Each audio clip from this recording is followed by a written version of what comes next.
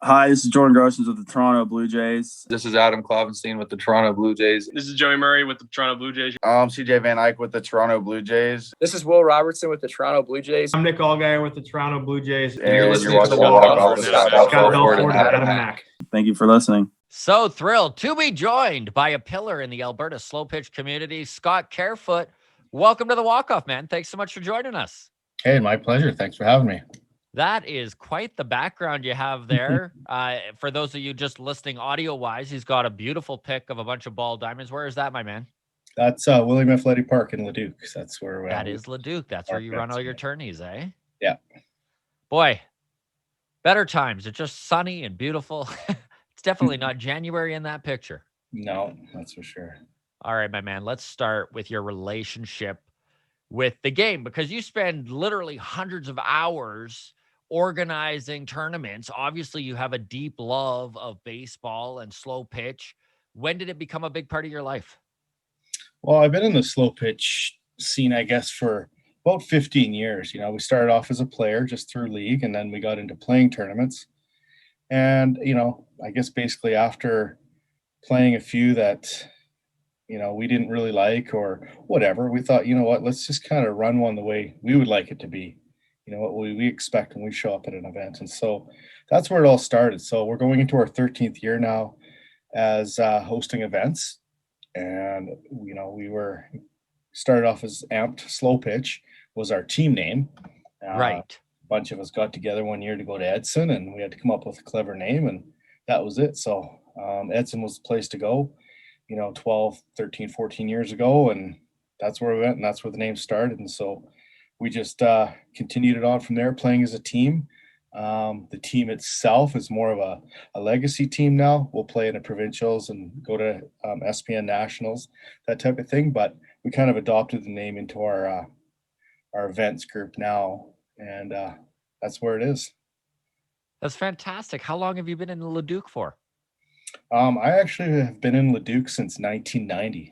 Oh, you're a seasoned vet there. Yeah, so I've been pretty active in the community outside of slow pitch with minor hockey and sitting on the Parks and Rec Culture Board with the city of Leduc. So I try to stay quite active within the city. I've always heard about how inclusive, I guess, the Leduc community really is. Do you find that? Absolutely. It's very tight knit, you know, like I can call and have a conversation, you know, with our mayor or anybody on city council. Like it's, you know, they're one of the guys, or just reach out to with no problem. Right. Very approachable, and everybody on the whole city council, and even with the event staff booking and everything, right from the grounds crew right up to the mayor is very approachable and easy to get along with. So you're in small town Alberta right now. I know you have a connection with Texas. Tell me a little bit about that. Yeah, well, the company I actually work for, my big boy during the day job is Altera, and it's an oil field drill bit company. Projects coordinator there, and our head office is actually based out of Fort Worth, Texas. So I go down there quite often before COVID hit, obviously, and able to go down there and enjoy my favorite ball team, which thing on this show. Brace yourself, listeners. Yeah, I am a Rangers fan. My brother actually lives in McKinley, Texas, which is just north McKinney, Texas, just north of Dallas. So when I go down for work, it also gives me the opportunity to visit with him and which is right close to Arlington for those who don't know. Yeah. Yeah. And so the Rangers story kind of goes back actually to my first year at T-ball. We were called the Ritchie Brothers Rangers, and, you know, I asked my dad who the Rangers were, and he kind of gave me the story. They were kind of concepted the same year I was born, and my love of the Rangers just kind of went from there. So it's really weird, and I don't know why I have this image of baseball in Texas, but it just seems so woven into the fabric of society there. Like, is that something that you noticed when you were down there? Like, is baseball truly as entrenched in their way of life as we kind of perceive it to be? For sure. You know, it's obviously, you know, like in most Sunbelt states, you can play baseball year round, right? So it's just part of their everyday life. Instead of playing seasonal sports like we do here, you know, you got baseball and soccer in the summer, and then hockey and football in the fall, winter. They just play baseball all year round. and Wow. It's everywhere, right? Same as football, obviously. Yeah. The two big ones with the Cowboys Stadium and the Rangers Stadium, basically in the same parking lot. Sort of the equivalent to how we are with hockey here, I'm guessing. Yeah, exactly. Yeah, 100%. They're Stars fans too. I do cheer for the Dallas Stars as well. So but it's nothing like you would see at a Rangers or a Cowboys game. I can tell you that. Well, you sure know how to rub Albertans the wrong way then with your teams. That's for sure. Yeah. So almost everyone growing up played sports. As a kid, it's just something we all did. And it's funny because as an adult, you almost stop. And that's one of the things I've always loved the most about Slo-pitch is that it just seems like the one sport in a community that is all inclusive and you can jump in at any time and age, skill, gender. It's a wide range of everything and there's teams for everyone. Is that one of the things that kind of drew you to it? Like what got you into running Slo-pitch tourneys? I know you kind of mentioned you were playing and you were just seeing mistakes made and figured you could do it the way you wanted to do it. Like how long have you been running them and what is it that really made you jump in? Well, going back, like I said, we're going into our 13th year now of running tournaments. And back when I started, there was only really a handful of tournaments out there. So, outside of the Edmonton area, you would travel down to Black Falls, Red Deer, Calgary, and, then the Edson, those are your big tournaments, right? Throughout the year kind of thing. And then you also have your SPN Nationals that we've been going to every year for, it's got to be at least 12 years now, right? So, but again, just getting back into why did we start running it? Well, I wanted to go to an event where I would walk in and the organization was there and the scheduling, everything was really easy, fair with the payouts, fair with budgeting, having good, nice diamonds, nice facilities, and just kind of providing a nice show or a nice weekend for people to spend their money at, right? I know you mentioned payouts there, and we don't need to go too far into details, but I am curious how that whole thing works. When you're running a tournament, how do you operate the payouts? Yeah, this always seems to be a bit of a question that people do question. You know what I mean? Like people think that Slo-pitch tournaments and all these tournament hosts are just getting rich and right in their pockets, right? But you know what? Common sense kicks in and all someone has to do is really sit down with a budget and just see, like your whole event is based on entry fees. So X amount of teams times whatever your entry fee may be, let's just say $500 and, times 20 teams, let's just say 10 grand, right? So with that, from that 10 grand, you're paying your diamond rentals, you're paying your insurance, you're paying your umpires, you're paying your balls and other startup costs you might have. And whatever's left goes directly to your payouts. So it sounds like you're running a business pretty much. It is more or less, right? And that's the whole side of it, right? Like we're a registered society. So we do an annual financial return and everything else, right? And you get some people that just run weekend tournaments and that's all they do and great for them, right? And everybody is going to compensate from themselves. But again, 100% of our entry fees go directly to the event and to the payouts. Whatever's left over after overhead is payouts. It's that easy. And how many tournaments would you say a year is Amped Events involved in? I'd say an average 12 to 15. Over a dozen. Wow. Yeah, and some are bigger than others, so therefore your payouts are bigger. When some people will I guess advertise that they have huge payouts and everything else. Well, that's great. On top of basically your entry fees, the math works out the way it works out. It's pretty simple. But above that, if there's these great, huge payouts, well, the only other way that you can, do that mathematically is either by sponsorship, being pumped into the event, additional funds, or charging a higher entry fee. You know what I mean? Right. Like, if your standard entry fee around the Edmonton area is $400 to $450 to right, $50 a guy, yeah, right, yeah. So you're paying $40-50 a weekend, and if you whatever you when you win. But if we're to charge $1,000 entry fee per team, well, obviously your payouts are going to be bigger, right? Yeah. So it's very simple math, and there's really not much to it. It's just pay your overhead, whatever's left over for payouts. And that's well, it. I don't envy you and other tournament organizers. I know I've been involved in dozens of tournaments. It's always was something I really enjoyed doing. In my 20s, I was out all the time, and like I remember complaining to them about paying $50 for the weekend, but then my booze bill would be like 5 times that. Exactly. Right. So That's what I mean. It's like, it's 40 to $50 for, to play 5 games of slow pitch during the weekend, the social aspect of it, the getting out and do it. Is it worth it compared to going to a movie on a Friday night for 2 hours and dropping $100, right? This is a whole weekend's enjoyment and entertainment for everybody, right? And so. And it's funny because you've said the word a bunch, community. And that's one thing that I've always enjoyed about slow pitch tournaments is that there is a sense of community, everyone kind of coming together.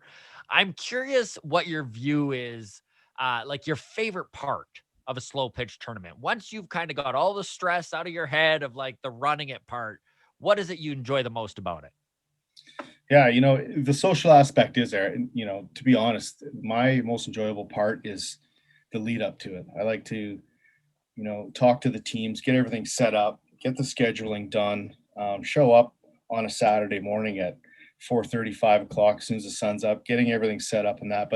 And then for me, it's that initial, normally your games will start about 8 a.m. at a decent sized tournament. So seeing those guys roll in and the players, the guys, the girls, everybody rolling in at 7:30 a.m., with their coffees, pulling their ball bags, getting to their diamonds, excited and stretching and throwing the ball. Yeah. And just kind of walk around on a Saturday morning with the coffee and a cigar and just saying hi to everybody once, you take all this time, get the show going, and then Saturday morning, 7:30, kind of push play and you let things roll. Hope everything There's goes almost this thing about slow pitch tourneys where you feel like a kid again. Cause that was like the last time that I would go out to a tournament at 8 a.m. would be when I was a kid. So it like just kind of has this like this youthful feel to it as you're seeing all of these like older or, like there's the age group is wide ranging in it. It is a very cool thing to watch happen. Yeah. And that's the thing, right? Like a lot of, I don't know a lot, but there's a good portion of the slow pitch players out there that are, former baseball players that grew up playing baseball or softball or women's fast pitch or men's fast pitch, whatever it is. And so it's sort of a place where, you can go and still be a top level player. And, you don't need to be that extreme athlete just to do it. Exactly. You can have fun and enjoy the social aspect of it without taking it all serious. Nobody's getting paid to play slow pitch on the local circuit, and everybody goes back to work on Monday and we all get ready. And that's the most fun thing about slow pitch is literally you have the, there's the possibility of you in a game making a play that you have no business making. And like something that maybe is just like blows everyone away, but then also just like making the biggest gaffe that you should have had for sure. Like, well, exactly that, and that's what it's all about, right? Getting together with your friends, your teams. You spend years together and you plan your uniforms. And everybody gets their matching uniforms and their nicknames on the back, and and everything's matching. And you go out there for that weekend, you feel like a big leaguer in your mind. You get to play, right? So. And you see that camaraderie being built. It's really cool to watch teams that have been literally doing it for as long as you've been running tournaments. Teams that have been together for 10, 11, 12 years in the same tournaments. It's very cool to watch that kind of almost ritualistic side of it. Yeah. It's nice. It's always nice meeting new people and kind of introducing people to our game and to our events. But it's also nice seeing those guys that I've known for, 10, 15 years, whether going to their events. Like there's been some great events ran in Sherwood Park area, and that's where we grew up playing our team. We started out going to Sherwood Park and playing in some of the smaller events in Leduc and traveling, and then coming here now, and I've got that advantage now where I get a lot more one-on-one with a lot of people, and it's really nice to be able to have that freedom to do that now. Just talking about how great some of these tourneys can be and just what joy it can be to go to them. This last year must have been tricky, hey? Like, did you run any tourneys? I'm guessing they were all canceled, or did you manage to get through a few? You know what? It started off our season starts the first weekend of May, and we usually run till the end of September. That's your standard tournament. So Yeah. when COVID and everything hit, we actually run dome tournaments as well at the Edmonton Soccer Dome. So that kind of tries to give everybody a bit of their fix during the winter months. And so we had a nice dome tournament set up for the March 21st, 22nd weekend of 2020, and everything was going really well. And then March 12th or March 18th, whatever it was, the world shut down. And so we were like, oh, that's canceled. And from that point on, we were hopeful that we were going to be able to get something to happen in May. Nobody knew what to expect, right? So obviously May was canceled. And then we worked with the city. We worked with Alberta Health Services, Alberta Sport, everybody else. And we came up with a plan that worked, and a plan that actually ended up being a bit of a standard for Alberta Health and Sport to help. Oh, fantastic. Yeah. Their whole cohort thing. So what we ended up doing is we had a mini group weekend cohorts. So each diamond, as you can see in the picture, each diamond was essentially set up like its own park, because you're only allowed 50 players per cohort, or 50 people per cohort. Right. We had each diamond set up with its own washroom facilities, its own sanitizer, the same umpire, and 12 players, 4 teams with 12 players is 48. Yeah. Your umpire, then we have a staff member. And then what we did too is, first of its kinds, we introduced diamond side service. So we had one of our staff, our amped event group members, that would go around, and we had carts, and we'd go around and we'd actually serve each diamond kind of in a restaurant style. You order your drinks and whatnot, because you're not allowed to have walk-up beer gardens like we're all used to. So we brought that to each diamond, and it went over really well. And things going back to normal, we plan to still incorporate that a bit into it. So yeah. And so, that's very we impressive. Like, honestly, everything you just said really kind of goes to show your experience in running tournaments, because I can't even imagine how stressful it would have been to have been a rookie trying to make that all work. It not just being your first time running a tournament and then needing to also deal with COVID precautions. Like, well, that was it, right? And that was the biggest challenge, is kind of, taking that concept of the word tournament, right? Everybody, oh, there's a tournament here, there's a tournament. Well, technically it's not a tournament, it's a mini group weekend. Yeah. It got tiresome saying that, but it got to the point where it was like, okay, if you want to call it a tournament, it's a tournament. But there was a few others that would run, to what extent guidelines were followed. They are what they are, right? You just got to worry about what you're doing, not what the other guy's doing, and do your thing. And so, we ended up running, I believe it was 11 weekends. We started the July 18th weekend was the first weekend we got final approval to go. And we ran right up until the end of September.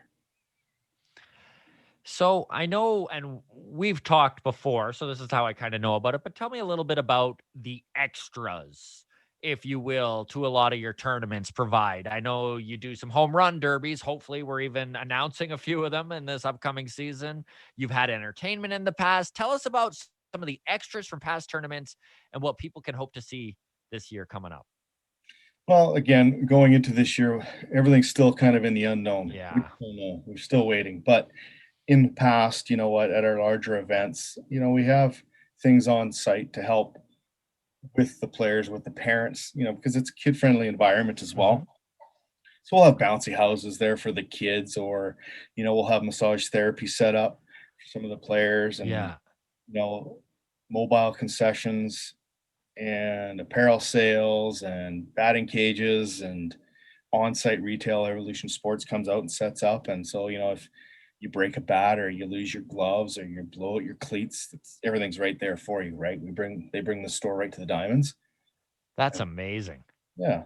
And then on top of that, you've got your 50-50 raffles and your prize raffles, which, 100% of the sales from that throughout the season, we give to the Leduc Hub, which is the Hope for Leduc Homeless. Yeah. And we present them with a check at the end of the year. So just, again, giving back to the community, right? And see, there's that word again. And I like how you even brought that up, and just like even during the tournaments that you're incorporating community businesses, you're incorporating, just this community aspect to it that it's what makes tournaments great. Right. And that's what we do. We try to promote and use as many local Leduc businesses as possible. Like, we also host a golf tournament every year. well, this will be our second year coming up, and every hole sponsor is a Leduc local business, and that gives them the chance to come out and just set up at each hole and promote their business locally. And we don't charge a vendor fee, we don't charge a hole fee, anything like that. Especially the last year being COVID. This year, Yeah. still going to be COVID. A lot of these businesses don't have those additional marketing funds or whatever to get out there and Yeah. do a vendor fee. So we bring them out, and we like to promote local and support, right? So, well over a decade of tournaments under your belt here.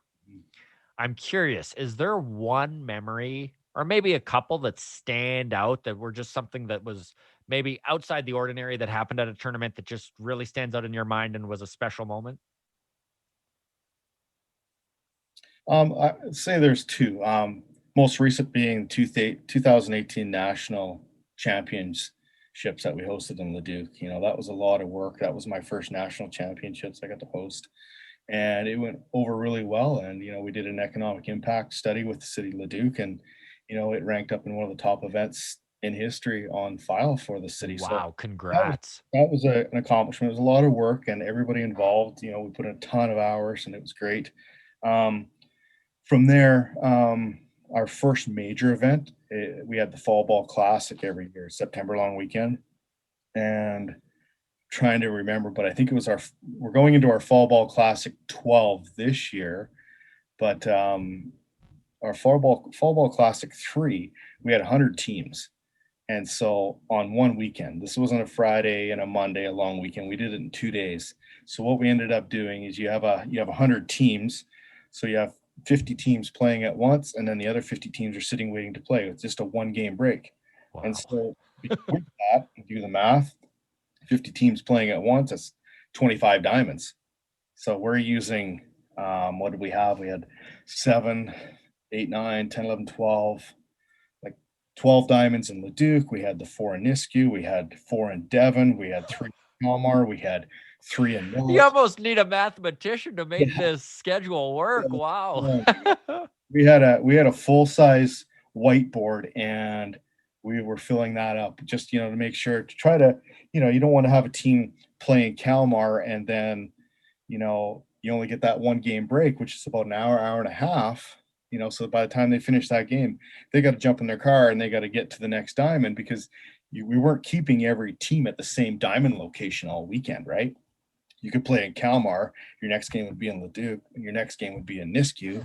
Right. So, but you know what? We found that to be a challenge. It was fun to do. It was 100 teams, and we did it on one weekend. But it just got down to there was players too much time driving and all that. So we try to keep it a lot more centralized now without all that driving. So still, just to run a tournament of that size, that is impressive. Yeah, that is quite the challenge.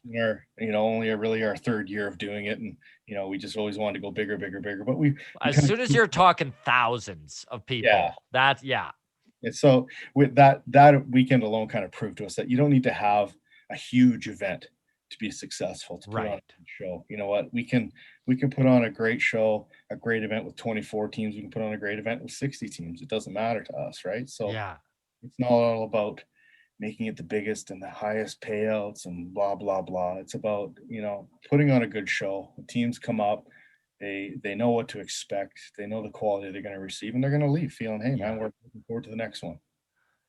That's great, Scott. This has been really insightful. Like I knew a little bit about Slo-pitch tourneys, but this is great. Before we let you go, do you have a few more minutes here? Is this cool? Yeah. I want to do a little word association with you. So I'm going to throw out a word, and I just need the first thing that kind of comes to your mind, kind of the memory, whatever it is.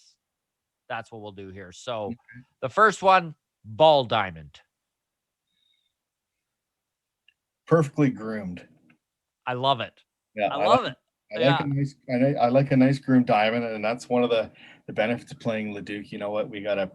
City of Leduc has a professional grounds crew that every morning we show up and we know they're going to be ready. They're going to be nicely groomed. The lines are going to be straight. I ran an event one time, not on my home turf, and I had to chalk my own lines, and I've never heard the end of it because If you folks are listening audio wise and don't have the visual here, it's great because like literally the diamonds behind Scott right now are the best groomed diamonds I've ever seen. Straight lines, beautifully cut grass. It's great. Yeah, we definitely got one of the premier parks in Alberta. That's for sure. You can compare it to. I don't know. It's hard to compare because I don't travel a lot and actually play anymore. Yeah. Kamloops is a beautiful facility as well, and like outside of Leduc and Kamloops, you can nail down a few, but I guess it's kind of home field bias for me, right? No, they're high end ball diamonds. They're beautiful. Absolutely. Okay. So word association. Okay. Leduc. Community support. You know what? It is a city. I know you refer to it as a small town. But I know. It's such an Edmontonian thing to do. I'm sorry. you know what? It is a city, but it's a very small town attitude. You know what I mean? Like, yeah, it's the city. It's growing like mad. Mhm. It has all the amenities you need. I don't even really go into Edmonton much anymore unless there's a specialized reason for me to, right? But again, just going back, just that community feel, the support from everybody, all the businesses, the closeness, everything. So that's definitely it. Okay. Word association. Slo-pitch. I don't know, man. The organizer in you is just like, oh, work. Yeah, I would say a nice side gig, a hobby, Yeah. and a passion, right? Like you said, Yeah. I grew up playing baseball, right from t-ball up, right up until baseball. Played slow pitch for years, traveled a lot, did all that stuff, organizing the team and running the team and everything else. And, from there, it's just the passion is still there. I still play league in Leduc a little bit. And, but the passion now is for the game on the organizer side of it. You know what I mean? So my passion is to be out there to give the best events, the most organized events, and with quality at the first on the list, right? This was great, Scott. Thank you so much for joining us here on the Walk Off. Really appreciate it, and all the best in the upcoming year. Yeah, well, thanks for reaching out to me when you did, and you know what, looking forward to maybe introducing you guys a little bit maybe this year at our events. It's something that It would I think thrill me to be involved. Absolutely.